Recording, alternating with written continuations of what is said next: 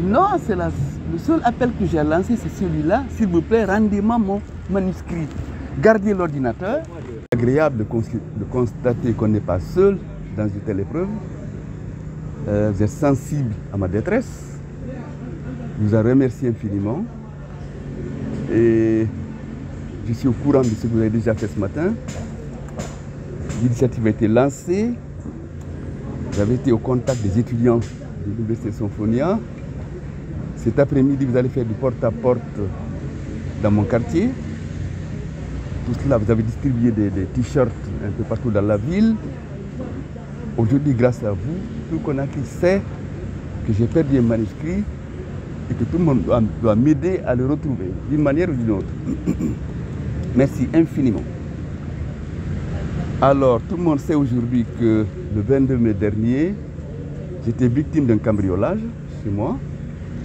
On a forcé mon portail, on a forcé ma porte. Et ce qui est curieux, c'est qu'on n'a pris qu'un seul objet. C'est mon ordinateur et son chargeur. Ils n'ont rien pris d'autre. Comme si la personne savait exactement ce qu'elle était venue chercher. Il y avait même un vieil ordinateur sur notre table qui n'a pas été touché. Ils n'ont pris rien d'autre que l'ordinateur. Ça, c'est étonnant. Je ne suis pas là pour accuser des gens arbitrairement, mais enfin, c'est quand même étonnant. Alors, je ne sais pas qui a pris cet ordinateur, je ne vais pas accuser des gens sur de fausses bases, mais quel qu'il soit, quelle que soit la personne, je souhaiterais au moins qu'elle me renvoie mon manuscrit. Elle peut garder le reste, mais mon manuscrit, qu'elle me le renvoie. Mon manuscrit s'appelle Enfance 4, entre parenthèses, enregistré. Il faut l'envoyer à une adresse email qui est déjà publiée. Voilà. Ah, énormément, c'est un manuscrit sur lequel je travaille depuis 3 ans. C'est un manuscrit en phase terminale, en fait c'est un roman. Je devais l'envoyer début avril à mon éditeur, pour publication au mois de janvier. C'est un roman qui est perdu. Et un roman, c'est quelque chose de terrible, c'est beaucoup de travail, c'est des centaines de nuits blanches. Et c'est 3 années de travail.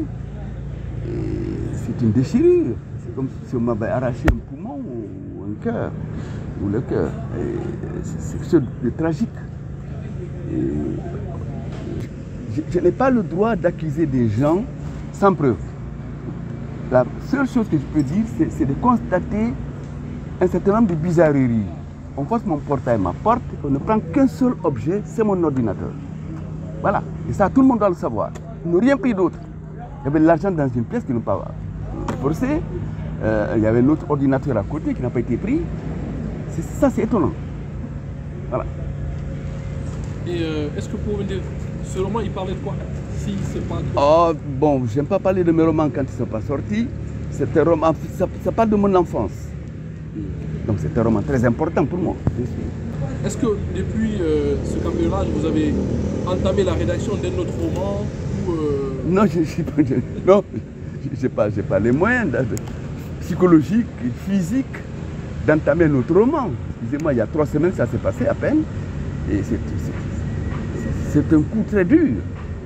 Vous savez, notre compatriote William Saskin a perdu son premier manuscrit à Paris, à la gare de Lyon. Il a fallu 6 ans pour se remettre sur notre manuscrit.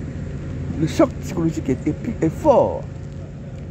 On ne peut pas recommencer un roman comme ça facilement. C'est terrible.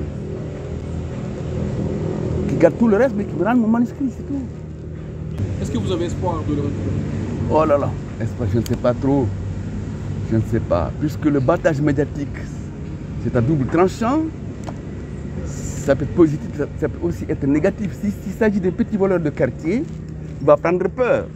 Jeter l'ordinateur dans la poubelle et se fondre dans la foule. Vous voyez, il y a tout ça. C'est très compliqué.